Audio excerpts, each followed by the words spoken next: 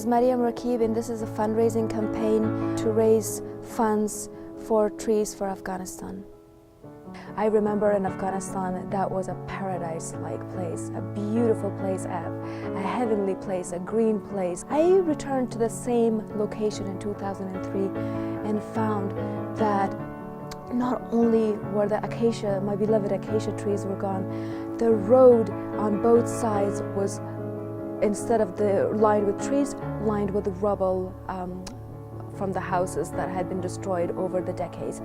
And most remarkable for me, not a single tree, not even a small bush. I did not even see weeds in this place. So it made me wonder what level of devastation had to take place to destroy this peaceful, tranquil heaven that I knew as a child.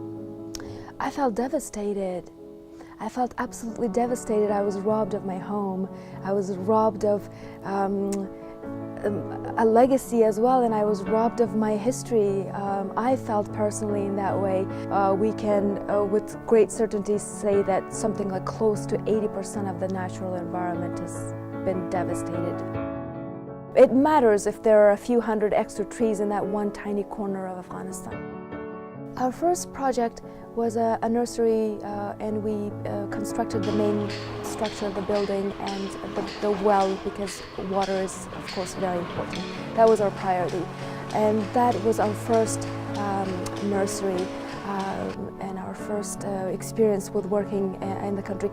That nursery has now, from a 1 acre plot of land to a 2 acre plot of land, has now become a 7 acre orchard, where we are nurturing some of our fantastic varieties of fruit trees, of course local to the area. But they are going to be the mother stock that we're going to be taking cuttings from and distributing them to the communities, or also just taking our saplings from there to future places. But it's incredible that we are able to advance to that level where we are enclosing more and more space.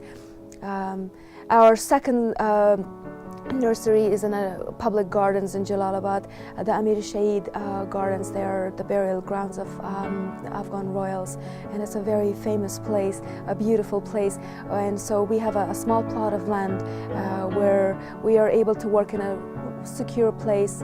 It's the capital of the province. We're able to bring our guests and show them the places. And we again work with fast-growing, drought-resistant species of trees there. We also nurture and plant our fruit trees there as well. But the idea is that they're always going to be moving from that place. For example, this year alone, we were able to move toward the next stage of planting our one group of trees, mulberry trees. There were 10,000 of them. So 10,000 mulberry trees, just one type of trees in a country where there are very few trees, is brilliant. Really, it's quite brilliant. And in addition, we have fruit trees. So just this one spot in Amir Shaheed in Jalalabad gave us 10,000 mulberry trees. And of course, 2,000 of them were grafted, so we'll be able to have fruit from them, and then the other 8,000 will be given to the deras so that they can be planted for shade. If one family in the US or anywhere in the world donates one tree, we take that tree and we literally deliver it to a family in one of our communities, one of our target communities. That tree is then planted, nurtured, looked after. There's a relationship that develops with nature. Eventually, when it reaches maturity, there's fruit, of course, available to that household. So we're thinking about a very poor family with very little means, and that tree that was given to them as a gift has an impact on them that is far-reaching. Thank you for listening, and I hope you can support our work.